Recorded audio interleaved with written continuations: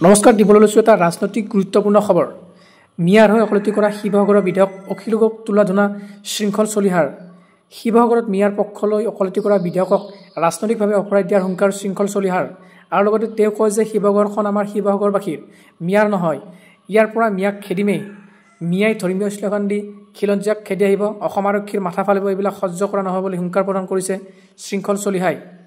আহক পলম নকৰি আমি ভিডিঅ'টো আৰম্ভ কৰোঁ। ঐতিহাসিক শিৱসাগৰত বিষবাষ্প বিয়াই দিবৰ কাৰণে হিন্দু মুছলমানৰ সংঘাত আৰু বিভিন্ন জাতি জনগোষ্ঠীৰ মাজত সংঘাত সৃষ্টি কৰিবৰ কাৰণে যোৱা কিছুদিন ধৰি যথেষ্ট পৰিমাণে চেষ্টা কৰি আছে।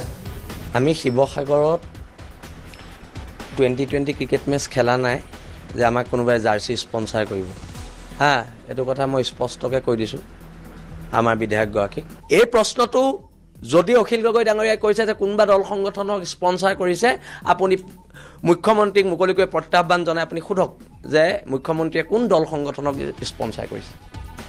সোধক তেখেতক, তেখেতে ক'ব নহয় কাক কৰিছে কাক নাই কৰা। শিৱসাগৰ ৰাইজৰ প্ৰত্যেকজন নাগৰিকক মই আহ্বান জনাইছোঁ যে শিৱসাগৰ নাগৰিকসকলে তেখেতসকলৰ জাতীয় দায়িত্ব পালন কৰি আমাৰ ঐতিহাসিক সম্প্ৰীতিক সুৰক্ষিত কৰিবৰ কাৰণে ওলাই আহক।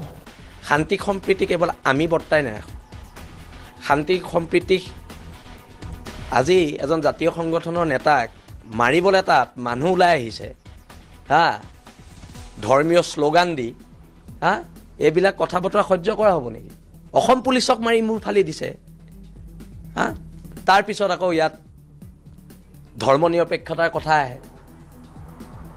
হিন্দু বাংলাদেশীৰ যেতিয়া আমি বিৰোধ কৰোঁ, আমি খুব ভাল জাতীয়তাবাদী মানুহ।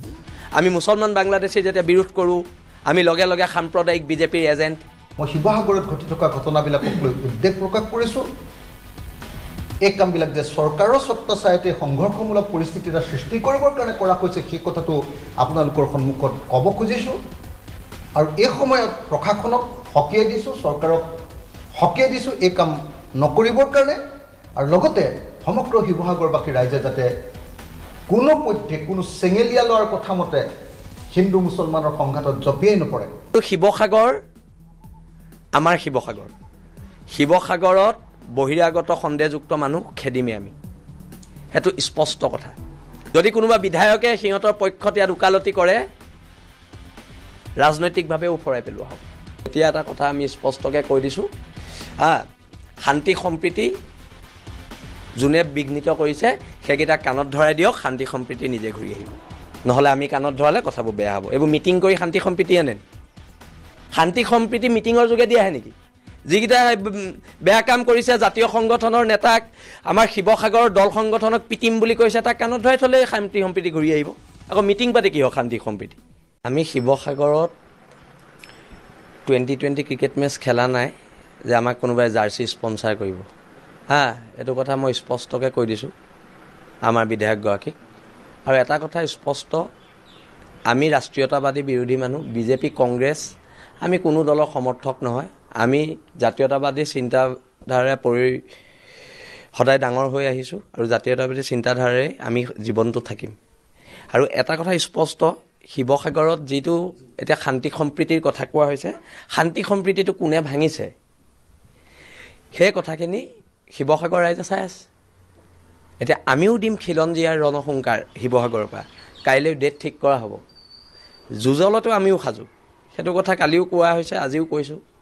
আৰু এটা কথা স্পষ্ট, শান্তি সম্প্ৰীতি কেৱল আমি বৰ্তাই নাৰাখোঁ।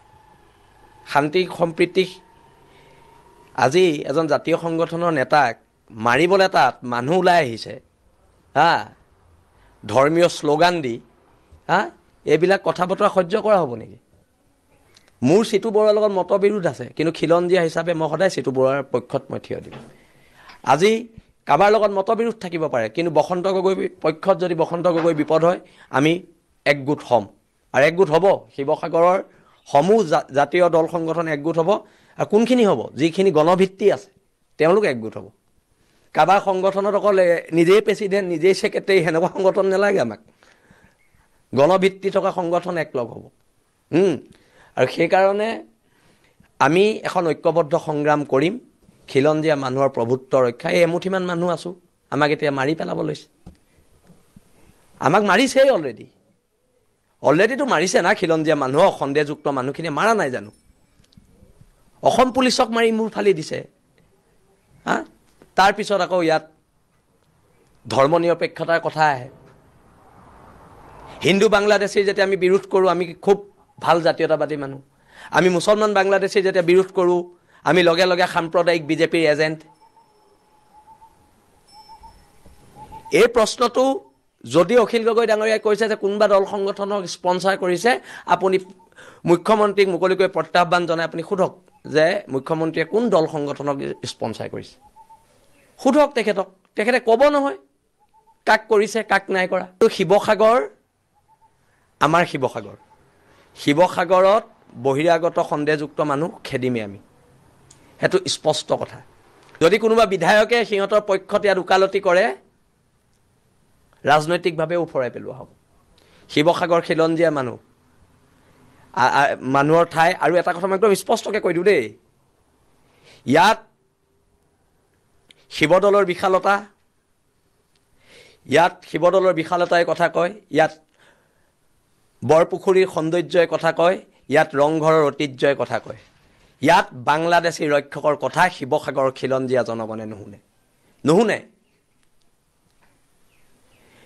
বাংলাদেশী ৰক্ষকৰ কথা খিলঞ্জীয়া জনগণে ইয়াত নুশুনে। আজি এখন এতিয়া এটা কথা আমি স্পষ্টকৈ কৈ দিছোঁ, শান্তি সম্প্ৰীতি যোনে বিঘ্নিত কৰিছে সেইকেইটাক কাণত ধৰাই দিয়ক, শান্তি সম্প্ৰীতি নিজে ঘূৰি আহিব। নহ'লে আমি কাণত ধৰালে কথাবোৰ বেয়া হ'ব। এইবোৰ মিটিং কৰি শান্তি সম্প্ৰীতি আনে নি? শান্তি সম্প্ৰীতি মিটিঙৰ যোগেদি আহে নেকি?